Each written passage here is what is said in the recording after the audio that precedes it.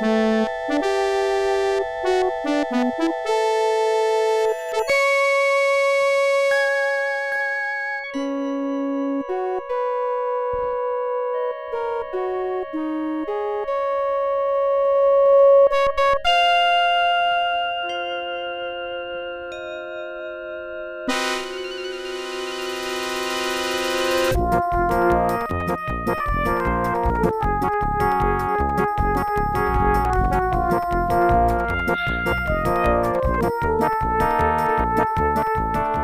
all and welcome to another Propoholics DIY. Today I'm going to be showing you a quick tutorial on how to fix the buttons on the Diamond Select Tricorder. When I initially bought this, it broke almost right out of the package, and that sucked. So I made this little adjustment and that's no longer working. So it's time to fix it for real. First off, we're going to get a thin tool that we can use to break the insides of the pegs on the faceplate. This will help us take the faceplate off.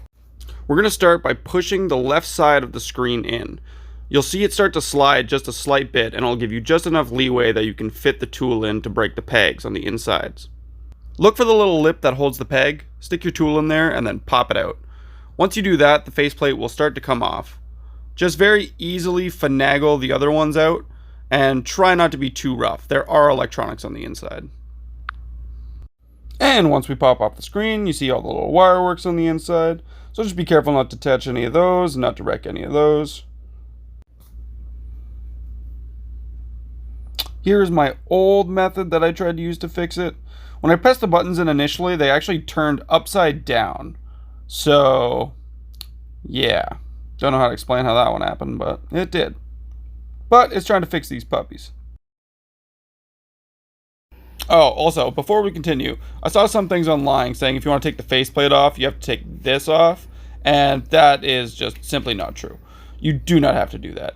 Taking it off is literally just to adjust the straps. It has nothing to do with the faceplate. Anyway, back to it. So I got my button out. Now it's time to put the little sucker in. And after I got all of them out and put them back in, they started to look like that. Back to how they're supposed to look.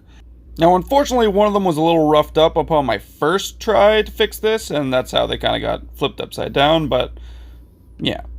In order to fix them, I had to unscrew this little screw in the back just ever so slightly. Not so much that it was out, but just so that it was loose enough that I could put them in. Then I just screwed it tight and they fit well. And after that, it was time to put the faceplate back on. So I put some hot glue in the little spots where we broke the pegs off, and then I just very carefully set the faceplate back in.